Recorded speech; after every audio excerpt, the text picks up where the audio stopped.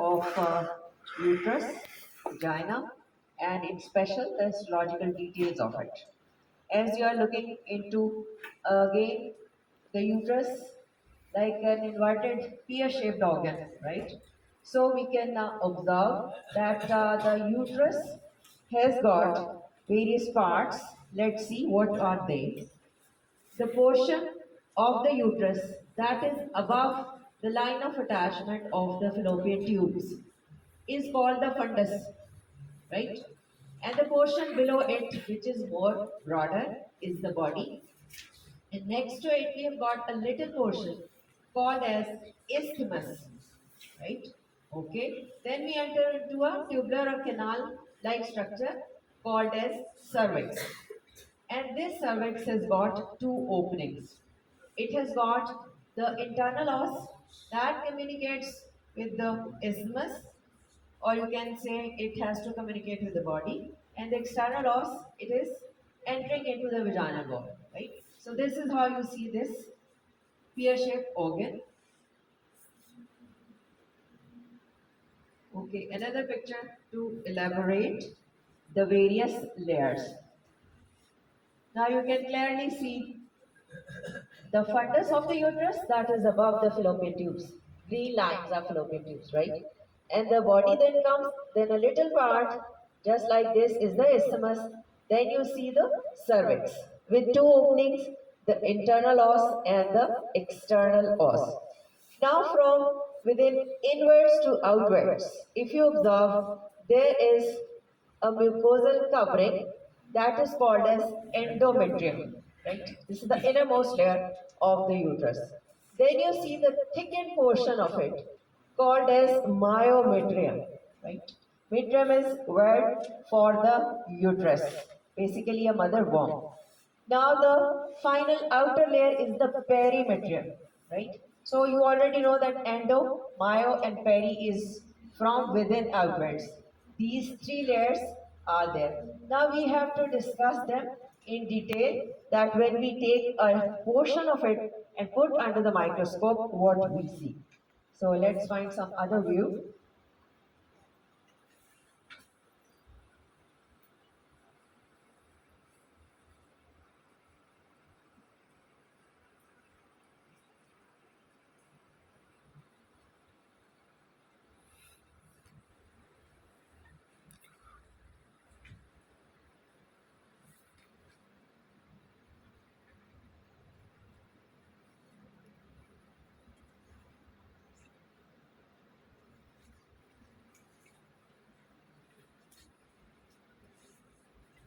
Okay, this is a little bit smaller picture, but if you concentrate, this is a sagittal section.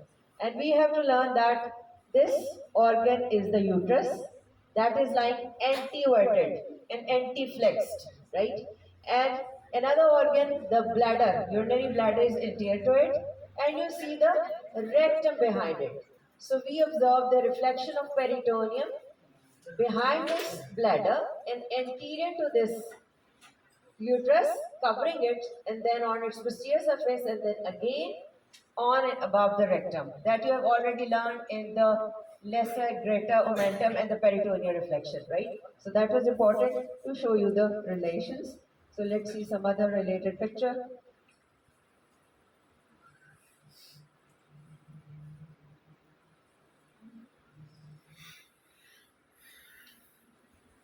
That was a repeat. Yeah, that was about the blood supply of the uterus. As you have seen that there were broad ligament on both sides, and on both sides you can observe the entry of uterine artery from one side and from the other side, from the lateral aspect, right? And then it has to give rise to the arcuate artery because it is giving an arc. Then this arcuate artery is supposed to give the radial branch towards the deeper portion of the uterus, right? Again, it has to divide into two sets of arteries and later on arterioles. First set is called as this straight artery, right? It has to do the straighter course, and the other artery is the spiral artery in the form of a corkscrew, right? And it is ascending upwards and upwards and will cover the whole mucosa. So let's see here the details of the endometrium or mucosa. From outwards, you would say, or the surface layer, which is the surface epithelium, simple columnar epithelium being lined with this gynoecilia here and consists of two types of epithelial cells, the simple columnar cells and the secretory cells, right? And you see these secretory cells well placed in the deeper part of these glands. So these glands which are you are looking into could be simple tubular or could be branched as there is branching is shown. And what else is there? That you can observe that this lamina propria is well laden or is showing high cellularity. May be laden with various lymphocytes, macrophages, fibroblasts, so many cells you can observe here, right? And well vascularity as you are looking into it.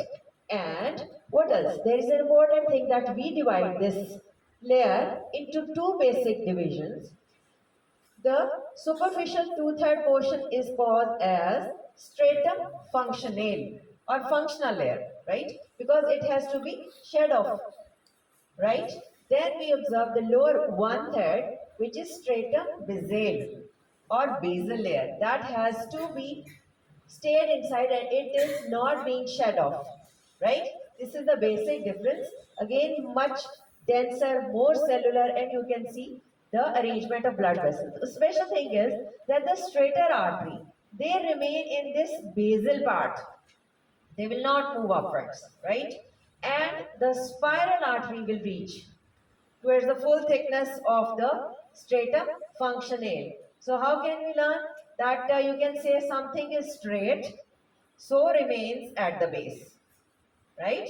And something that is spiral, that is wavy, that is cunning, has to reach towards the superficial show-off area. Just to remember, right? Because we have to learn this. So this is the basic arrangement we will see. Now let's see some other picture. Histological sections.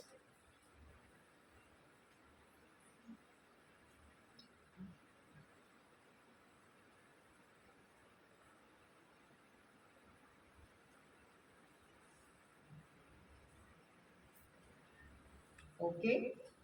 This is again a schematic representation of the uterine wall. And again you see that this upper portion is the stratum functionale, which is two-thirds, and lower one-third is stratum basale. And next, you enter into the myometrium, right? This myometrium definitely made up of muscular layer. So you can quote them as inner circular, middle longitudinal, and this again. Or rather, you would observe these, longitudinal, inner, and outer and middle circular, but as a interwoven and intermingled, not at a distinct or separate layers. Rather, they are in a random fashion. Because we have already mentioned that there are few organs in our body which are hollow organs and they address various random arrangement of muscular tissue. Can you please name them? Can you recall? Yeah, stomach, urinary bladder, gallbladder, and the uterus, right? So this is one of the place where you get this. So the muscles, we can see here that in pregnancy, the number of this muscle, it becomes very high. Rather, we observe hypertrophy and hyperplasia as well as. So both features are seen here in this smooth muscle category, right? Okay, and if we observe there is another layer that is perimetrium, and it would be observing as the serosa in general, right, on the superior surface of most of the surfaces, but anteriorly and lower half of the uterus being covered by the adventitia, right? Okay. Now, last time we discussed the ovarian cycle. So you should know that these cyclic changes are under the control of all the gonadotropic releasing hormones and then the gonadotropic hormones like FSH and LH. So always keep in mind that there is a center called hypothalamus to deal with it. Then you enter into the anterior pituitary, right, to regulate. And they get the target organ. So target organ was ovary.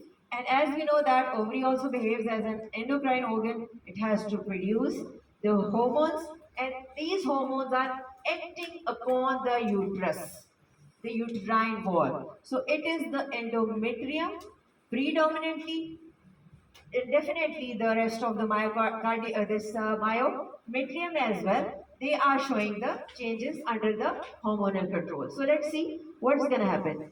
The phases of the ovarian cycle were the follicular phase, in which the follicle was supposed to develop and pass through different stages of maturation and differentiation, right? Was it? Then there were ovulation, and we enter into the luteal phase because of the corpus luteum, right? Now what we see here in the uterine cycle or menstrual cycle, that initial 3 to 4 days are the menstruation phase or bleeding phase. Later on what happens? The endometrium, it becomes thin, just like a thinner band, because the functional layer is being shed off. The basal layer that remains. And the next phase which we learn is the proliferative phase, that is under the control of estrogen, that will regenerate it with the help of stratum basale, right? The stratum basale and its cells, fibroblasts, they will produce the collagen fibers in it, they will produce the stroma, and definitely under the control of this estrogen that is acting upon all the changes like the growth of the remained arteries, we will see. Initially there are what we were observing in the basal layer, which arteries? The straight arteries, and the initial segment of definitely the spiral arteries, right? Now they have to regrow, and as well as the gland. So keep in mind, because it was just in the form of a thin band when the proliferative phase started. But when this proliferative phase will reach before the ovulation start, it will attain its maximum thickness up to 3 mm. Is it clear? But initially it was thin, now it is regrowing along with the growth of the blood vessels, and the glands are also, you can see, again well formed, and the surface epithelial cells not only covering this glandular tissue, but also the denuded or naked surfaces, they are also putting the epithelial lining over it, because all the regenerative changes occurring here. So can we call this proliferative phase as a regenerative phase, right? So on the top we are observing the ovarian cycle's follicular phase, which is secreting predominantly estrogen to act upon it. Okay, after ovulation, which was on the 14th day, with the help of the LH surge. If you can recall in the previous, the ovarian cycle, we will next step into the secretory phase, which is now under the control of this progesterone secretion by the corpus luteum, right? That progesterone is now meant for the further growth of this endometrium. Now you can see that the arteries now attained a full length and reaches up to the full thickness of this stratum functional. They are now taking the well spiral course. They are being resembling with that of the corkscrew, right? And the glands become tortuous, well marked, right?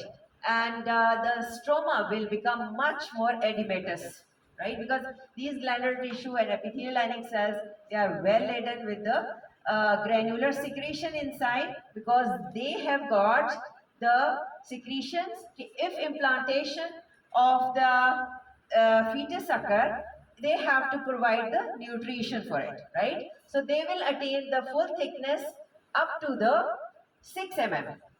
So up to here in the follicular phase, it was just 3 mm after regeneration. But later on, it attained up to the thickness of 6 mm, means double to that of the proliferative phase, right? So that secretory phase is showing well marked, tortuous, wavy, the glands and the spiral arteries and the edematous stromal tissue intervening. Okay. Then the corpus luteum is producing the progesterone, and no doubt the estrogen, they are taking it. But if there is no fertilization of the ovum being released, after almost 10 to 12 days, the corpus luteum will not function or will not secrete the progesterone, right?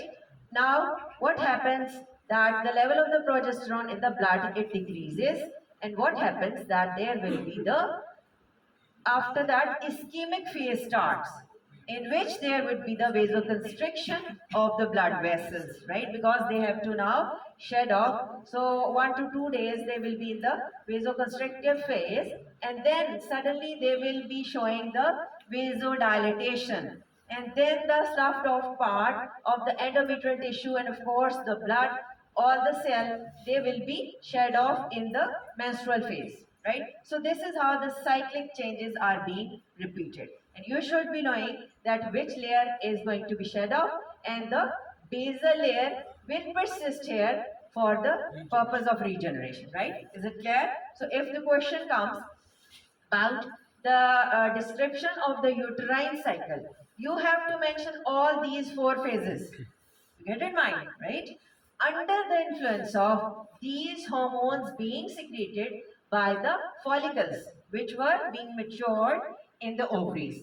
But if the question comes just to ask you the ovarian cycle, so you have to focus on the follicular phase.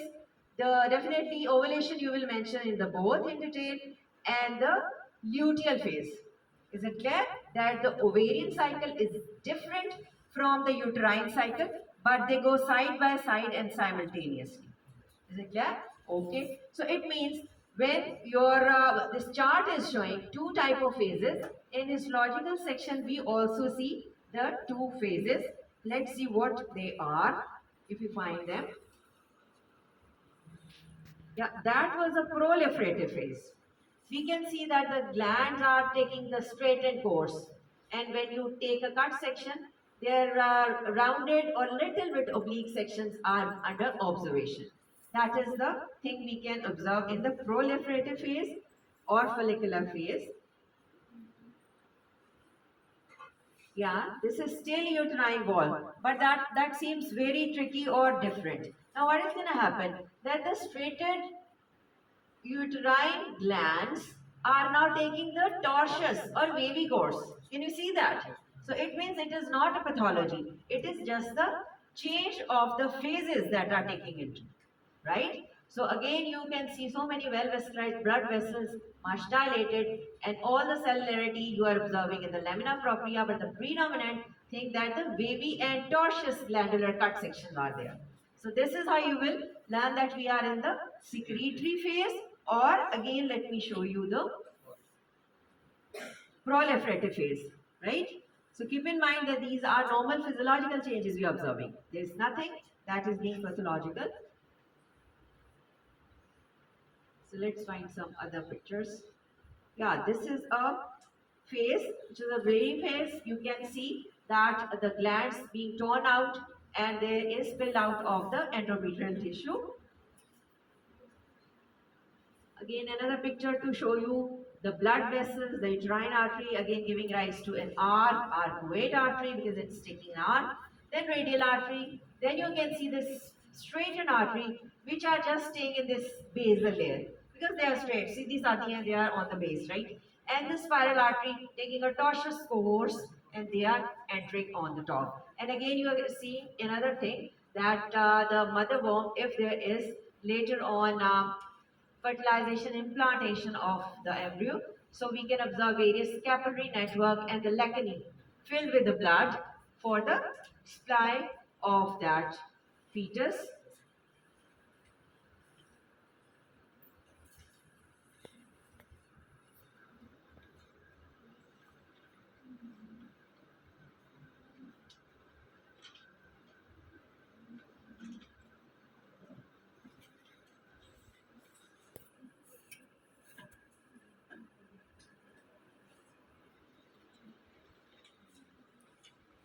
Okay, that was again the phases in the chart form, just make you remember that you categorize that there is the follicular phase, you can do right there. and then comes the secretory phase. They have added that luteal phase. So you can write it as a follicular phase as well for your remembrance, right?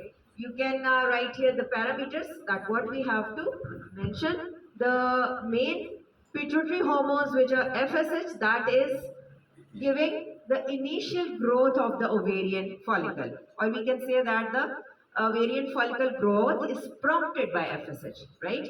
And what is going to happen here when the secretory phase come in? The luteinizing hormone at the beginning will definitely induce what? The ovulation, and later on the formation of the corpus luteum. These are the main events taking place under the influence of the pituitary hormones. So next to it, what happens in the ovary? The growth of the ovarian follicle we see. And the dominant follicle we see that will attain the tertiary follicular stage or pre-ovulatory. We have learned ना कि जो ताकतवर है, जो dominant है, वो जिंदा रहेगा, वो सारे phases complete करेगा and will reach the pre-ovulatory stage in the ovary. And what three things in detail or important are happening in the secretory phase? First comes the ovulation, later on the formation of corpus luteum, and we have seen the degenerated corpus luteum, right? Because the cycle has to again start. Then the hormones inside the ovary, the estrogen, which is meant to grow or taking part by this release through the growing follicles, now act upon on the uterus, the fallopian tubes, and the vagina, of course. And the progesterone, which was being secreted by the corpus luteum, has to predominantly act on the uterus. Why it is being written? Basically, when we observe that uterus has body and the cervix. So what differences we can make in the form of the chart from the uterine body on one side and the cervix? We can see that uterus is a very broader, hollow body, but the cervix is like a canal. One difference. The other, that the endometrial changes occur in the body but not in the cervix. Means the endometrial layer is not going to shed off in the from that of the cervix. So endocervix will remain over there. And whenever there is progesterone secretion, uh, progesterone secretion will cause the inner glandular secretion in the cervix into two phases. When it is in the proliferative phase, it will be more watery, and when it will be in the luteal phase, it will become more viscous, more mucus in its secretory type, right? So these changes. And gland, we observe simple tubular gland predominantly in the body, but it could be branched in the cervix. So it means that if a question comes that compare contrast the differences among the body of the uterus and the cervix, so we can quote easily. And the cervix definitely are well laden with the elastic tissue, much more elastic tissue and few smooth muscles. But in contrary to that, the body is well marked with the myometrium area. Smooth muscles are in maximum amount, right? So these are few differences you can add. Other changes, you can see that what happens to the mucosa and the glands and the other things. Okay. This is another diagram. We schematically, I think, learned last time that there is the ovarian cycle phase, and then you can draw the chart of the four hormones, FSH here, and the estrogen and progesterone. The estrogen is showing two peaks, and the progesterone is showing the peak secretory area in the this luteal phase, and below you can observe the uterine cycle changes there.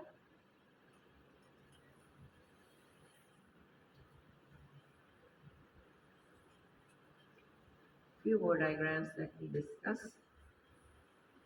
Okay, you are now looking into the vaginal wall. You have seen first year for the stratified squamous epithelium.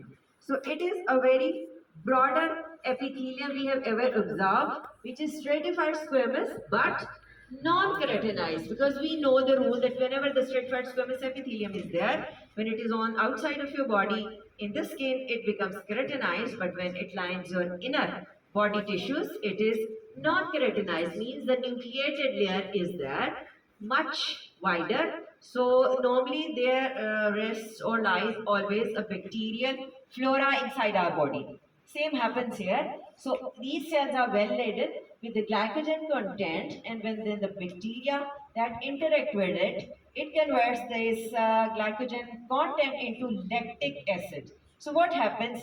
The pH of this epithelium becomes more acidic. When it becomes more acidic, it protects from various pathological organisms, right?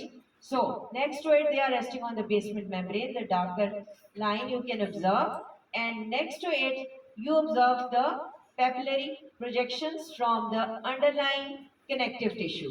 And again, if we see, it is being there is the muscular layer, which is again inner circular and outer longitudinal in the vaginal wall, again interwoven, right?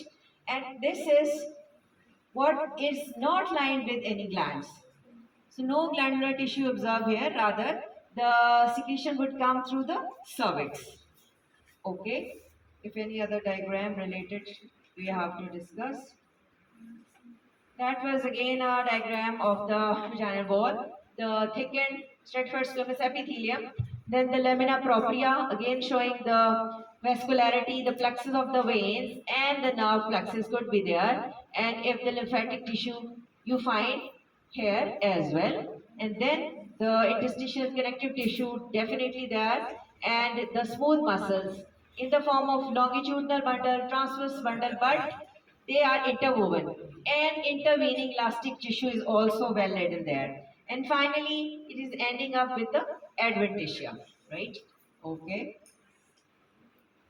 this is in repeat. So let's see some slides related to it. Yes, slides are lighter state, so kindly. Okay, you help me that which slide it could be. Yeah, this is uterus. Very good. We are looking into the endometrium, the surface epithelial cell, simple columnar. They are dipping down to form the simple tubular gland. There could be branch in the depth. This whole portion is lamina propria, right? Well, cellularity. When the word lamina propria or connective tissue comes, you should keep in mind all the features that cells could be there, the ground substance must be there, and the fiber content is there. Okay. You can see the stratum functionale, a little bit lighter stain if you observe. When the stratum basale comes, it is much denser, much more cellular. Then we suddenly jump into myometrium, right? Myometrium is showing various lumps of the muscle tissue, and of course, we'll be addressing much vascularity. Can you see so many cut section of blood vessels in the middle of the myometrium? And that very middle region of the thick myometrium is called as stratum vasculaire. ठीक है? इतनी चौड़ी इतनी बड़ी है, उसके दरमियान में इतने ब्लड वेसल्स हैं कि उसको एक डिफरेंट नाम दे दिया गया है, stratum vasculaire. So keep in mind why this muscular tissue is having this much blood supply and a different name is given. All this cut sections are of blood vessels. And finally, we are entering or ending up to the myometrium. There is unfortunately no layer of the serosa or adventitia. If it is there, we can well observe. So this much thick on 4x. See, this is the myometrium. Still we are in the myometrium. Still we are till we reach the this glandular region. This is the stratum basale and this is the stratum functionale. Right? This is how you will learn. Now, if it comes in the OSPI, you have to write that this is the uterus, one thing, and in the bracket you have to write this is the proliferative phase. So let's see about the secretory phase, what changes are there.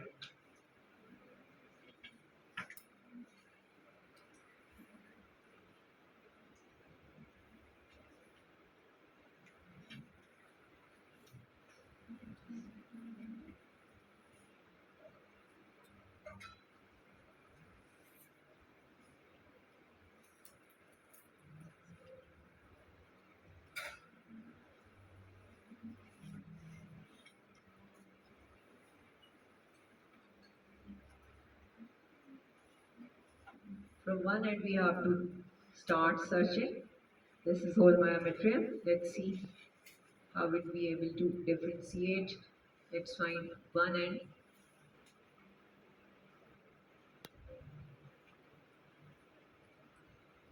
Yes. Now this is endometrium.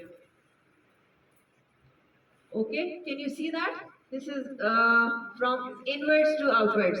This is simple columnar epithelium, and you can see these are so many tortuous, wavy cut section of the same gland. Can you see in the last, the proliferative phase, very straightened, coarse glands we are observing. But again, we are still in the uterus, but now you can see the torsity and the spiral fashion, blood vessels and cut section, right? So this is the stratum functionale. Now we are in much closer area of the glandular tissue. So this is stratum basal, right? We are moving from inwards to outwards. That is why it is in depth. So this. Now see the this myometrium, thick mother womb showing so many muscle fiber randomly arranged till we reach.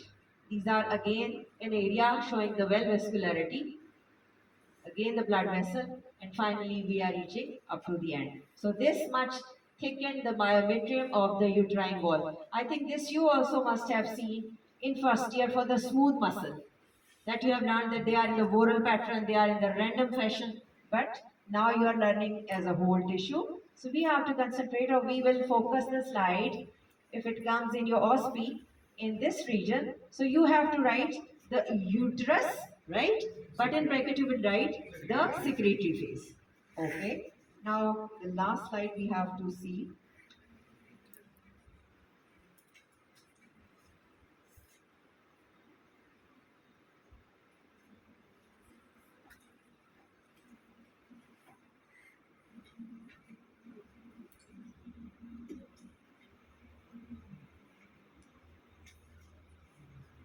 Okay, this I think again you have seen, must have seen in the first year, to learn the stratified squamous non-keratinized.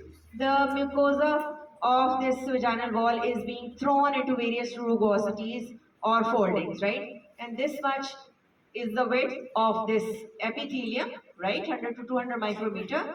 And this hole is the stratified squamous non-keratinized epithelium. And just below it, we enter into the muscularis externa, in which inner circular layer and the outer longitudinal, they are interwoven rather, and finally we are entering into this loose connective tissue layer, which is adventitia, right? As no mesothelium is there, so we won't say that it is serosa, so it is adventitia here. So see, in exam when we focus this thing, the mucosa is being thrown into various foldings, you will do write it as a vaginal wall or vagina.